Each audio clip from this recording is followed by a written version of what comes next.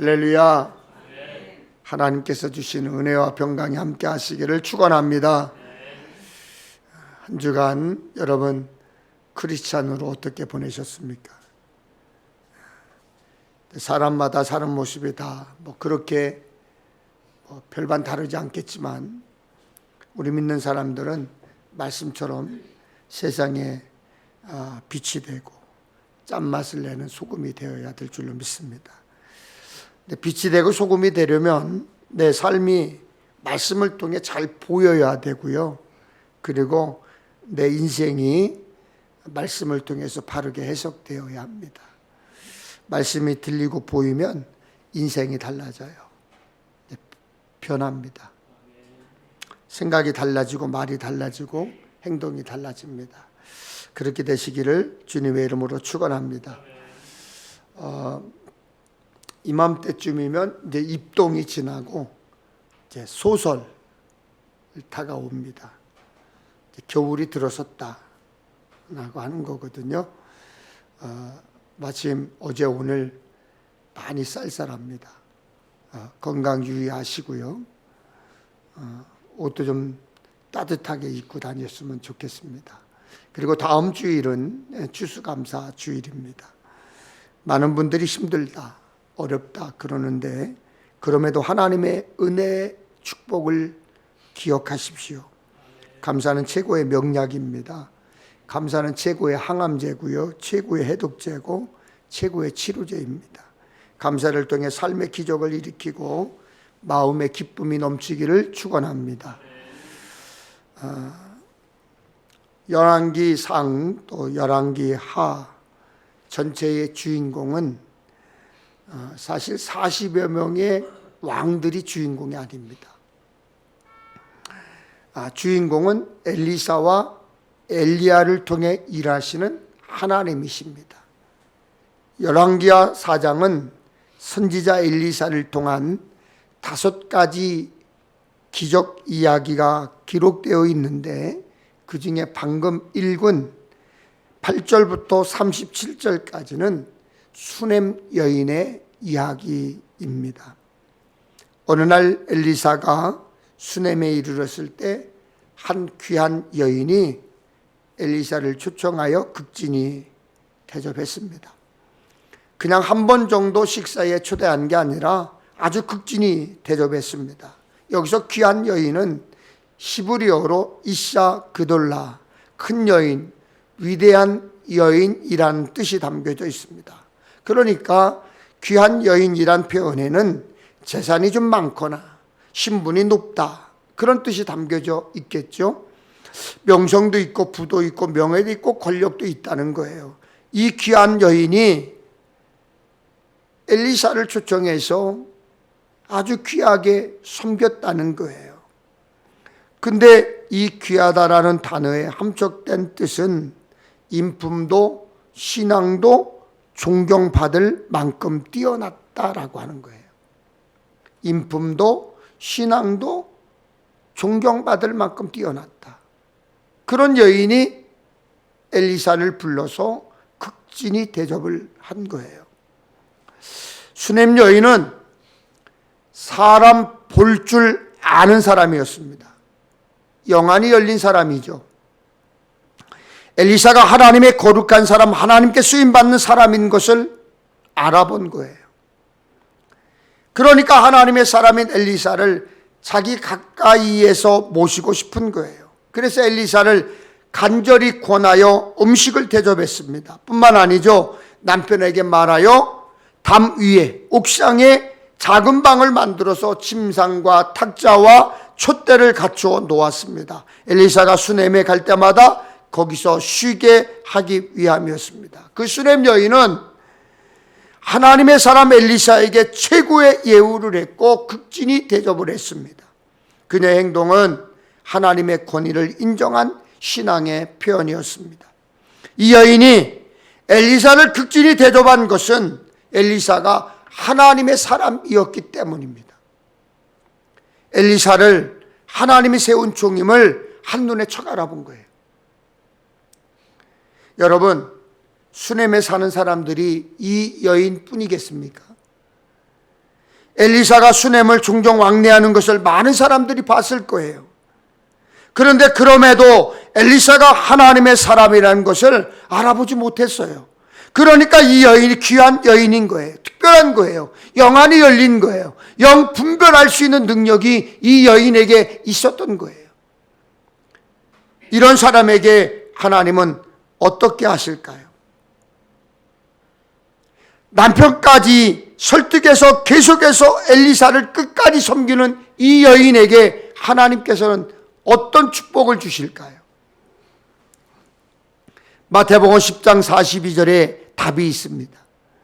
또 누구든지 제자의 이름으로 이 작은 자 중 하나에게 냉수 한 그릇이라도 주는 자는 내가 진실로 너희에게 이르노니 그 사람이 결단코 상을 잃지 아니하리라 하시니라. 하나님의 사람인 엘리사에게 사랑을 베푼 수넴 여인에게 하나님은 침묵하지 않겠다고 하시는 거예요. 그냥 있지 않겠다.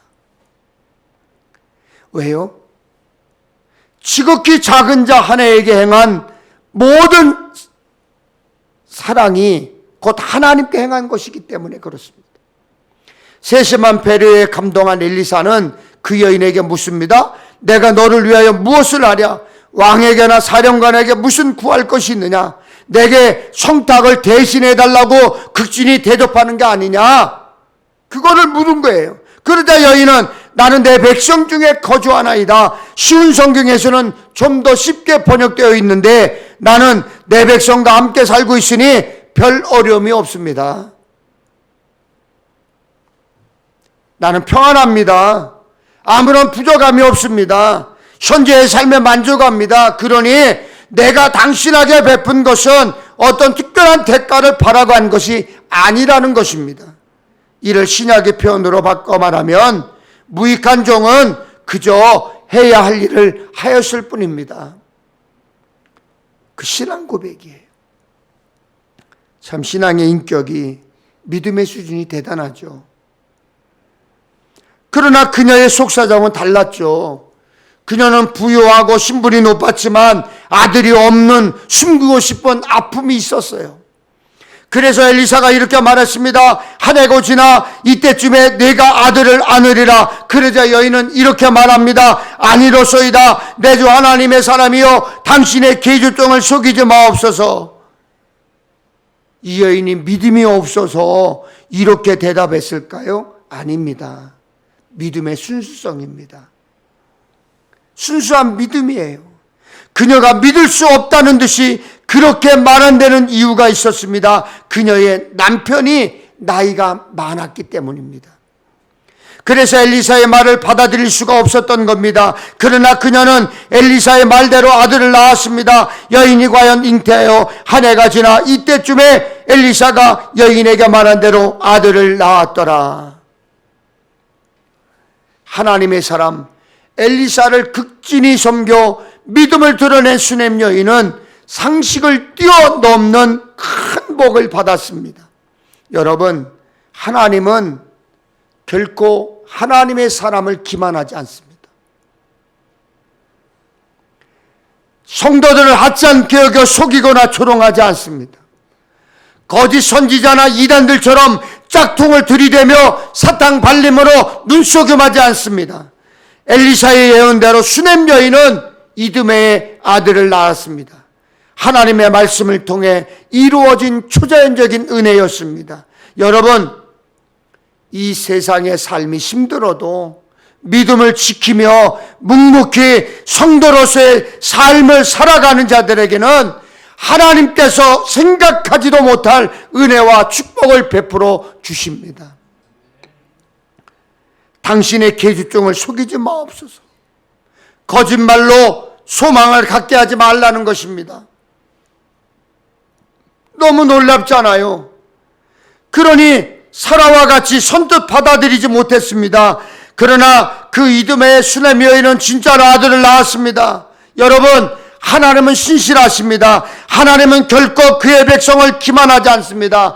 하나님은 결코 공수표가 없습니다. 하나님 말씀하시면 그 말씀이 반드시 응답으로 다가옵니다. 민수기 23장 19절에 보면 이런 말씀이 있습니다. 하나님은 사람이 아니시니 거짓말을 하지 않으시고 인생이 아니시니 후회가 없으시도다. 어찌 그 말씀하신 바를 행하지 않으시며 하신 말씀을 실행하지 않으시랴. 여러분, 소금 언약이라는 말 들어보셨습니까? 소금의 맛을 잃지 않고 부패하는 것을 방지하는 것처럼 하나님의 언약 역시 결코 변치 않는다는 것입니다. 하나님은 우리와의 약속을 반드시 지키십니다. 하나님의 약속은 지금도 우리 삶 속에서 성취되고 있습니다. 그러므로 우리도 역시 변치 않는 믿음으로 하나님을 잘 믿어야 되는 것입니다. 수넴 여인처럼 아무것도 구하지 않아도 하나님은 우리의 필요를 아세요. 수넴 여인처럼 하나님 앞에 아무 말을 하지 않아도 하나님은 우리를 다 알고 계세요. 그렇기 때문에 하나님의 때에 하나님의 방법으로 우리의 필요를 채우실 것을 믿고 묵묵히 기도하며 기다리는 믿음이 필요한 거예요. 여러분, 이 말씀은 목사에게 잘해야 한다는 뜻이 아니에요. 하나님의 말씀을 전하는 목사를 귀히 여기고 높아주는 마음은 감사한 것이지요. 그러나 그런 것은 사람을 향한 것이 아니라 하나님을 향한 사랑을 보이는 목회자에게 표현하는 것이어야 하는 것입니다. 믿음 없는 사람들은 믿음으로 사는 우리를 이해하지 못합니다. 그들은 우리들을 어떻게 그렇게 사느냐고 말합니다. 그 아까운 시간에 매주일 가장 중요한 시간에 교회에서 시간을 보내냐고 말합니다. 그리고 헌금하는 것도 이해하지 못합니다. 11조요? 믿음 없는 사람들은 이해할 수 없습니다. 매주일 매달 헌금하고 살림을 쪼개 성경 헌금하고 넉넉지 않은 빠듯한 살림에도 건축 헌금을 하고 그런 것을 어떻게 이해하고 받아들이겠습니까? 믿지 않는 사람들은 네 앞날을 위해 저축하거나 투자하라고 말합니다. 신앙 없으면 그렇게 말할 수밖에 없습니다. 그렇다면 믿음 있는 여러분에게 묻고 싶습니다. 아까운데 어쩔 수 없이 했나요? 우리가 어찌하고 있나요? 쓸데없이 낭비하고 있다고 생각이 드십니까? 이번 때에는 들어갈 게 너무 많은데 무슨 추수감사 헌금을 하냐고 생각하십니까? 여러분, 하나님께 받은 은혜, 하나님께 받은 축복 겨우겨우 그 정도 감사하다고 표현했을 뿐입니다. 내가 하나님께 드린 게 많을까요? 아니면 하나님이 우리에게 허락하신 은혜와 축복이 더 많을까요? 여러분, 자식 키우면서 온갖 거 다 주잖아요. 희생하잖아요. 참고 기다리며 살아왔잖아요. 근데 어땠던가요? 그 자식들이 그 이상 여러분들에게 갚던가요?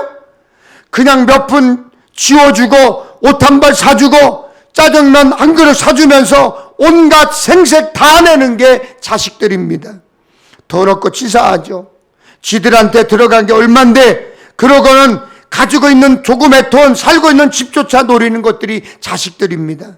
자식들이 부모에게 표현하는 감사는 아무리 잘해도 부모의 사랑에 미치지 못합니다. 그러므로 예수 믿는 우리가 하나님께 받은 은혜와 복을 생각하면 더 드리지 못해서 죄송해야 되고 더 드리지 못해서 안타까운 것이 정상이에요. 헌금에는 내 모든 것이 하나님의 것이라는 마음과 감사와 섬김의 의미가 담겨져 있습니다. 헌금은 모든 것이 하나님께 속해 있음을 인정하고 표현하는 것입니다.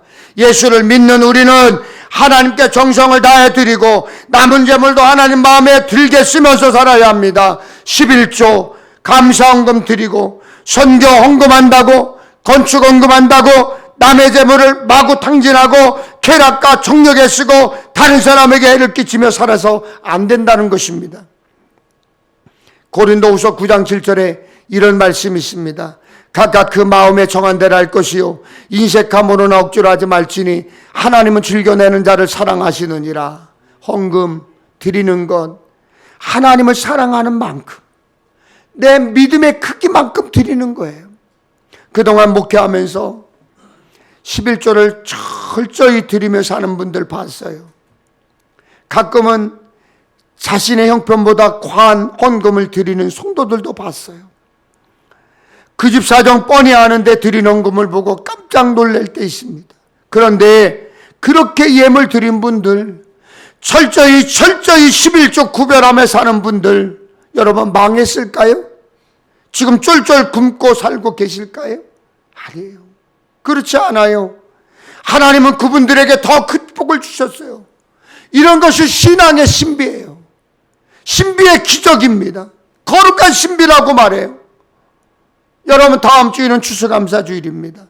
추수감사헌금을 봉투를 미리 가져가세요. 그리고 마음에 정한 대로 하면 됩니다. 한 해의 삶을 돌아보며 2023년 힘들고 어려웠지만 험한 세월을 살았지만 그래도 저는 이만큼 감사합니다. 나는 하나님께서 이만큼 복을 주셨습니다 하는 마음으로 드리면 되는 것입니다. 아까워하면서 내거나 마지못해서 하지 않아야 합니다.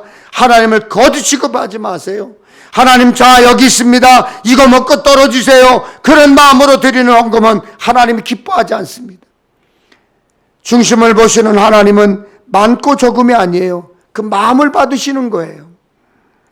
많고 적음에 상관없이 수냄 여인에게는 기쁨으로 섬길 때 생각지도 못한 복을 누리게 되는 은혜를 입었습니다. 수냄 여인의 아들을 낳아서 얼마나 정성스럽게 키웠겠어요. 인간의 생각으로는 자식을 낳을 수 없는 나이가 된 남편을 통해서 자녀를 얻었으니 그 아들이 얼마나 소중했을까요? 그런데 어느 날 수냄의 아들이 아버지와 함께 곡식을 거둘 때 내 머리야, 내 머리야 하면서 쓰러졌어요. 더욱이 더운 들판에서 주소하다가 그랬으니까 많은 분들은 일사병일 것이라고 추측하기도 하지만 무슨 병인지 정확하게 알 수가 없습니다. 아버지는 쓰러진 아들을 어머니에게 보냈습니다. 그러나 그 아이는 결국 수냄 여인의 무릎에서 죽고 말았습니다. 귀하게 어렵게 힘들게 얻은 자식인데 무릎에서 죽은 자식을 보는 어미의 심정이 어땠을까요? 얼마나 참담했을까요? 그러나 수냄 여인은 가만히 앉아 울기만 하지 않았습니다. 이런 법이 어디 있느냐? 어떻게 나에게 이럴 수 있느냐? 까무러치지도 않았습니다. 원망 불평하는 소리 한마디도 없습니다. 21절에 그의 어머니가 올라가서 아들을 하나님의 사람의 침상 위에 두고 문을 닫고 나왔습니다. 죽은 아들을 대하는 보통 엄마의 행동은 아닙니다. 그리고 그 남편을 불러 이르되 청하건대 산 한 명과 나귀 한 마리를 내게로 보내셔서 내가 하나님의 사람에게 달려갔다가 돌아오리다 했습니다. 그녀는 아들 장례를 준비하지 않았습니다. 얼른 하나님의 사람 엘리사에게 다녀오겠다는 겁니다. 그때 엘리사가 어디에 있었습니까? 갈멜산에 있었습니다. 거기까지 직접 가겠다는 겁니다. 왜요? 아들을 살리기 위해서. 하나님의 사람 엘리사에게 달려갔습니다. 그녀는 엘리사에게 다녀가 그의 발을 안았습니다. 그러기 이렇게 하셔야합니다. 내가 내 주께 아들을 구하더이까? 나를 속이지 말라고 내가 말하지 아니하더이까? 여호와께서 살아계심과 당신의 영혼이 살아계심을 두고 맹세하노니 내가 당신을 떠나지 아니하리이다. 엘리사가 이 여인이 엘리사에게 원망한 게 아닙니다. 원망이 아니라 슬픔입니다. 수냄 여인은 사한 게하시가 아니라 하나님의 사람 엘리사가 직접 가서 아들을 살려달라고 요구합니다. 게하시가 엘리사의 지팡이를 들고 그들보다 먼저 갔지만 소용없었습니다. 여러분, 엘리사의 지팡이로 될까요? 그럼 엘리사는 될까요? 아니에요. 하나님이 하셔야 됩니다. 하나님의 기적이니까요.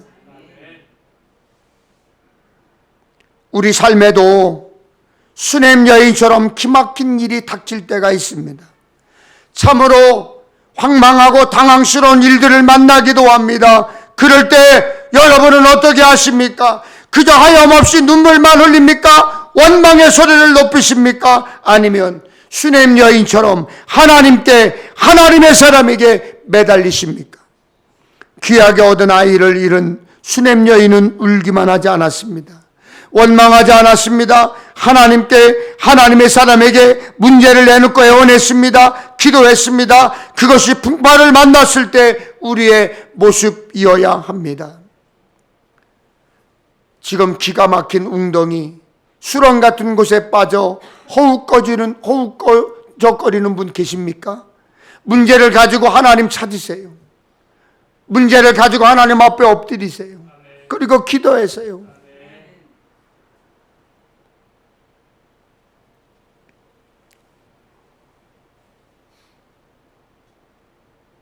저희 누님도 얼마 전에 큰 어려움을 겪었습니다.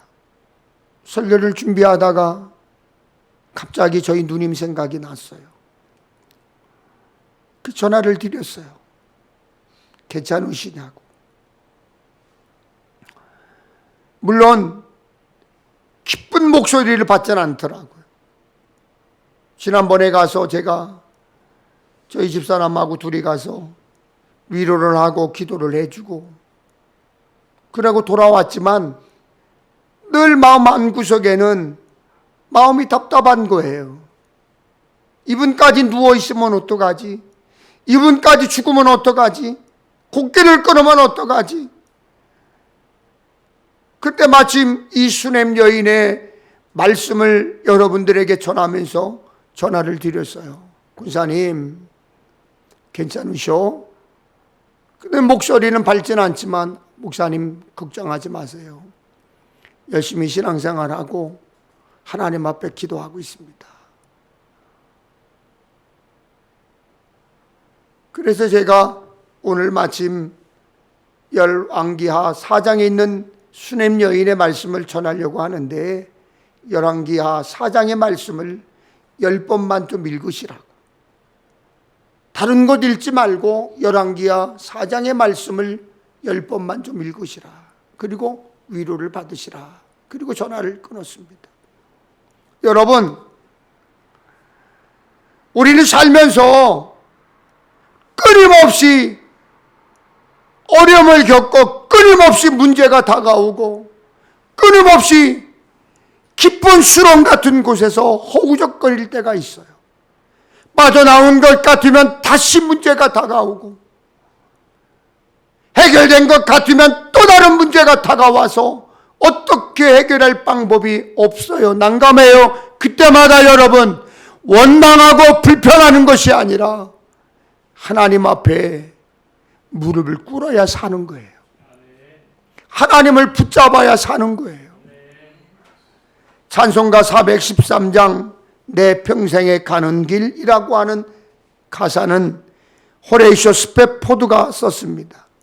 이 스페포드는 변호사였는데 아주 부유한 변호사였습니다. 무디 전도단의 재정 후원자로 무디 목사의 사역을 도왔습니다.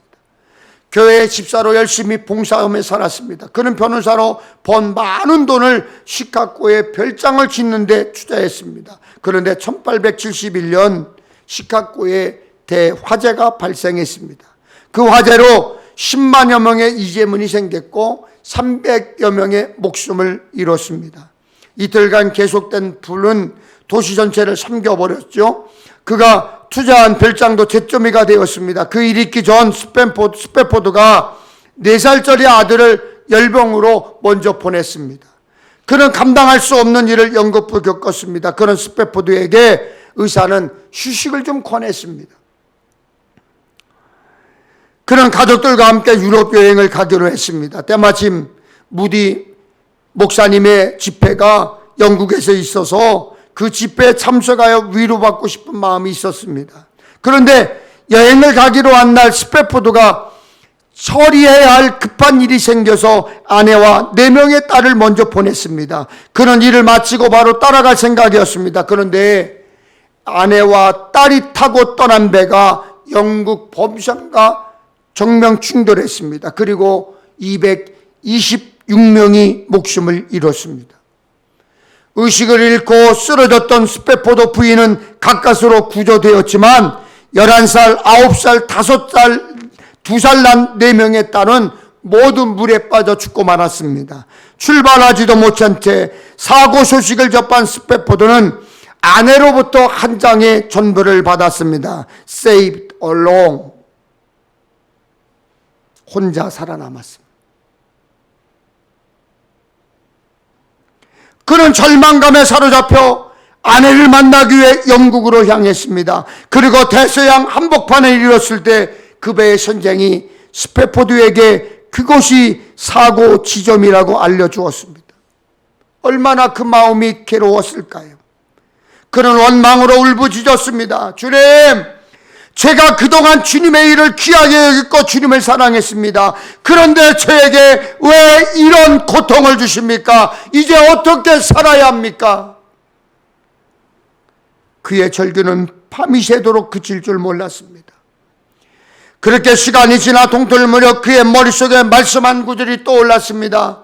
너는 달려가서 그를 맞아 이르기를 너는 평안하냐? 내 남편이 평안하냐? 아이가 평안하냐? 하라 했더니 여인이 대답하되 평안하다 하고, 스패포드의 머릿속에 평안이라는 단어가 맴돌았습니다.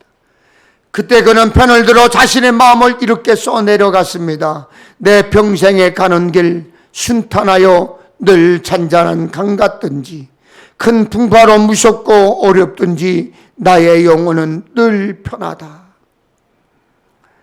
시련에서도 고통 속에서도 스패포드는 하나님이 주시는 평안을 찬양했습니다.